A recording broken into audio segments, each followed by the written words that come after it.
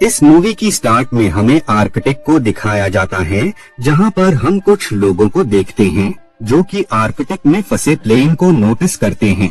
कुछ कोशिशों के बाद ये सब प्लेन के अंदर आ जाते हैं, तो वहाँ पर उन्हें बर्फ में जमी शील्ड दिखाई देती है, जो कि किसी और की नहीं बल्कि कैप्टन अमेरिका की होती है। सीन पास्ट में शिफ्ट हो जाता है।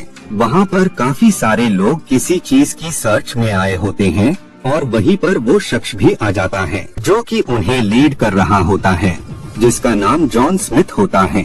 जॉन स्मिथ वहाँ पर मौजूद शख्स से सवालात करता है कि वो कीमती और खास चीज तुमने कहाँ पर छिपा कर रखी है, जिस बात पर वो शख्स उसे बताता है कि वो चीज काफी पावरफुल है, उसकी पावर्स का कोई भी इंसान यूज नहीं कर सकता है, उसकी शक्तियों को सिर्फ बेहद ही ताकतवर लोग यूज कर सकते हैं। लेकिन जॉन स्मिथ उसकी कोई भी बात नहीं सुनता है और वो वहाँ पर कुछ देर रिसर्च के करने के बाद उसे एक स्विच मिलता है, जिसे जब वो प्रेस करता है तो वहाँ पर एक डोर ओपन हो जाता है, जिसके अंदर जॉन स्मिथ को वो खास चीज मिल जाती है, यानी टेसरिक क्यूब। सीन 1 साल बाद का दिखाया जाता है, जहाँ पर हम कुछ लोगों को देखते हैं जो कि आर्मी में भर्ती होकर अपने देश के लिए लड़ना चाहते थे।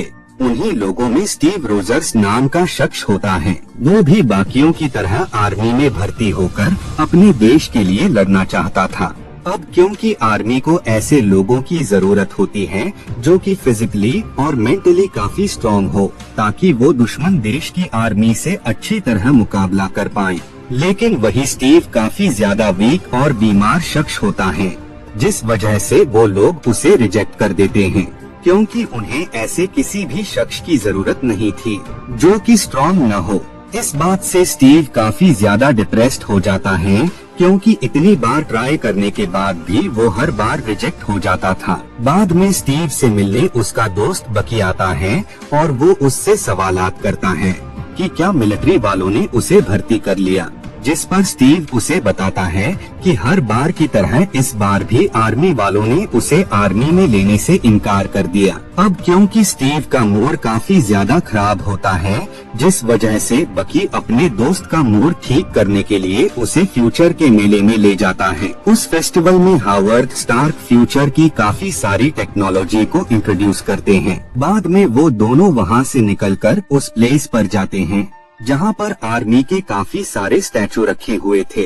उन स्टैचू को देखकर स्टीव को काफी ज्यादा बुरा लगता है कि क्या वो अपनी वीकनेस और बीमारी के चलते कभी भी आर्मी में जा सकता है या नहीं। तभी बकी उससे कहता है कि आर्मी में जाने का तुम्हारा ये ख्वाब ही रह जाएगा, क्योंकि कोई भी तुम्हें तुम्हारी वीकनेस के चलते आर्मी में कभी भी नहीं लेगा। बकी की बात से स्टीव को काफी ज्यादा बुरा लगता है, जिस वजह से वो गुस्से में उससे कहता है कि जब तक वो आर्मी में भर्ती नहीं होगा तक वो ट्राई करता रहेगा, भले ही चाहे उसे कितनी बार ही रिजेक्शन को फेस करना पड़े। स्टीव की ये सारी बातें वहाँ पर मौजूद एक साइंटिस्ट भी सुन रहे होते हैं। साइंटिस्ट स्टीव की बातों से काफी ज्यादा इम्प्रेस हो जाते हैं।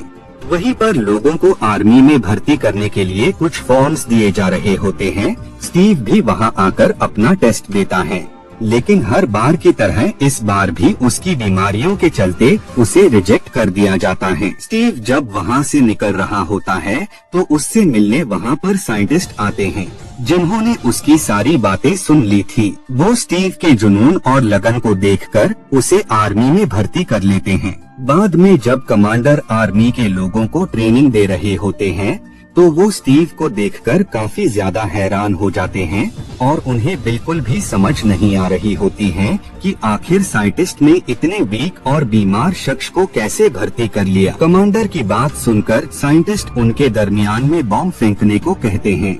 जब कमांडर ऐसा करते हैं तो जितने भी सोल्जर होते हैं वो अपनी जान बचाकर भाग जाते हैं, लेकिन स्टीव उस बॉम्ब को कवर कर लेता है, क्योंकि उसे खुद से ज्यादा अपने साथियों और देश की चिंता थी। स्टीव के देशभक्ति के जुनून को देखकर कमांडर काफी ज्यादा खुश हो जाते हैं और अब उन्हें स्टीव के आर्मी में होने से कोई भी प्रॉब्लम नहीं होती है। इधर जॉन स्मिथ साइंटिस्ट आर्निम जोला के साथ मिलकर टेसरिक क्यूब पर कुछ एक्सपेरिमेंट कर रहे होते हैं। उस एक्सपेरिमेंट के जरिए ये टेसरिक क्यूब की पावर से काफी ज्यादा पावरफुल वेपन्स बनाने वाले थे, ताकि इन्हें वॉर में कोई भी डिफीट न कर सके। काफी ज्यादा कोशिशों के बाद वो लोग टेसरिक क्यूब के जरिए काफी पावरफुल वेपन बनाने में कामयाब हो जाते हैं। इधर पेगी कार्टर स्टीव को लेकर उस प्लेस पर आ जाती हैं, जहां पर वो साइंटिस्ट और काफी सारे लोग मिलकर उस पर एक्सपेरिमेंट करने वाले थे।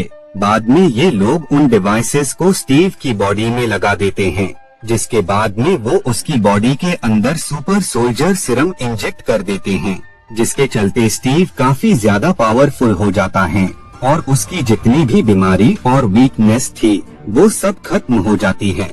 सभी लोग एक्सपेरिमेंट के सक्सेसफुल होने से काफी ज्यादा खुश होते हैं। तभी वहाँ पर मौजूद एक साइंटिस्ट पर गन से अटैक कर देता है और वो सुपर सोल्जर सिरम लेकर वहाँ से भाग जाता है। उस अटैक की वजह से उनकी डेथ हो जाती है। इस बात से स्टीव को काफी ज्यादा गुस्सा आता है और वो उस शख्स को पकड़ने के लिए निकल जाता है। उस सिरम की वजह से स्टीव में काफी ज्यादा पावर आ जाती है और वो एक आम इंसान के कंपैरिजन में काफी ज्यादा ताकतवर हो गया था। काफी वक्त के बाद स्टीव उस शख्स को पकड़ लेता है, लेकिन इससे पहले कि वो उससे कुछ पूछ पाता, उससे पहले ही वो शख्स सुसाइड कर लेता है और इसके साथ ही वो आखिरी सिरम भी गिरकर बर्बाद हो जाता है। उस साइंटिस्ट के मर जाने से सभी लोग काफी सैड होते हैं और अब तो वो और भी सुपर सोल्जर नहीं बना सकते थे, क्योंकि आखिरी सिरम भी गिरकर बर्बाद हो गया था, जिस वजह से वो स्टीव को साइंटिस्ट के पास ही एक्सपेरिमेंट के लिए छोड़ जाते हैं और इसके साथ ही उसे एक ऐसा काम मिलता है जिसके चलते वो कैप्टन अमेरिका बनकर लोगों के अंदर जुनून भर सकता था। इसी तरह से करके स्टीव काफी सारे शोज करता है, जिसके चलते वो लोगों के बीच कैप्टन अमेरिका बनकर काफी ज्यादा फेमस हो जाता है। एक बार स्टीव शो के दरमियान इटली गया हुआ था। इस बात के बारे में मालूम होते ही स्टीव बकी और बाकी लोगों को बचाने के लिए वहाँ से निकल जाता है। बाद में वो जॉन स्मिथ यानी रेड स्कल के अड्डे पर आ जाता है और वो सबसे पहले बकी को छुड़वाता है, जिसके बाद वो बाकी सोल्जर को रिहा करवाता है जो कि बकी के साथ उस मिशन पर गए हुए थे। वहाँ से निकलने से पहले उसे मैप पर काफी सारी कंट्रीज नजर आती हैं, जिन्हें स्मिथ ने मार्क किया हुआ था। बाद में स्टीव का सामना जॉन स्मिथ से होता है, जो कि अब रेड स्कल में बदल गया था। बाद में रेड स्कल आर्निम जोला के साथ वहाँ से भाग जाता है। बाद में स्टीव बकी और बाकी सोल्जर को लेकर वापस आ जाता है।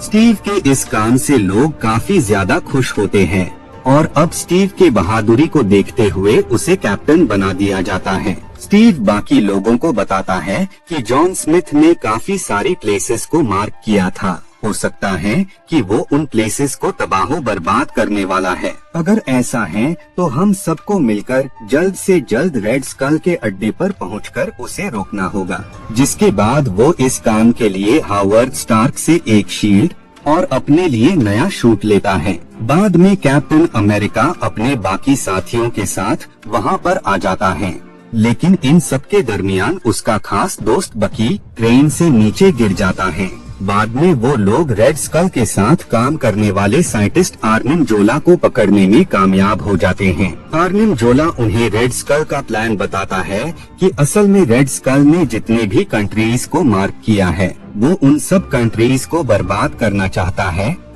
रेड स्कल के इरादों के बारे में जानकर ये उस प्लेस पर आ जाते हैं। इन्हें देखकर रेड स्कल वहाँ से निकलने लगता है, लेकिन इससे पहले ही स्टीव वहां आकर उस पर अटैक कर देता है। दोनों ही एक दूसरे पर काफी अटैक करते हैं।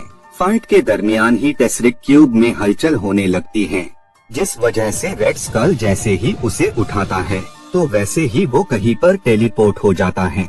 अब क्योंकि उस प्लेन में काफी सारे बॉम्ब रखे हुए थे, जिस वजह से स्टीव पूरे के पूरे प्लेन आर्टिक में क्रैश करवा देता है। सीन प्रेजेंट में आ जाता है। स्टीव को जब होश आता है तो उसे वहाँ पर कुछ अजीब लगता है। दरअसल स्टीव को शक न हो, इसी वजह से उन लोगों हर चीज को उसी टाइम के हिसाब से रखा होता है। स्टीव जब बाहर आता है तो वो अपने सामने नई दुनिया देखकर काफी ज्यादा शॉक हो जाता है। बाद में शील्ड वाले भी वहाँ आ जाते हैं। मूवी के पोस्ट क्रेडिट सीन में निक फ्यूरी स्टीव से दुनिया को बचाने के लिए उससे हेल्प मांगते हैं और इसी के साथ ये मूवी यहीं पर एंड हो